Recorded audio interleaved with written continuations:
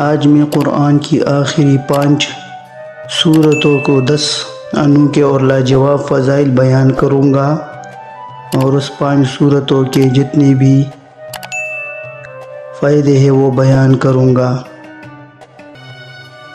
سب سے پہلے سورہ فیل کی فضائل بیان کریں گے اور فائدے بیان کریں گے کہ اس سورت کو پڑھنے سے کیا کیا فائدہ حاصل ہوگا۔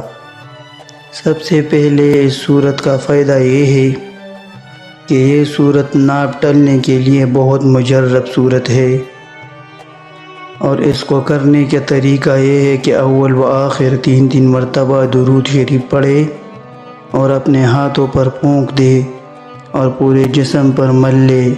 انشاءاللہ ناپ اپنے جگہ پر آ جائے گا۔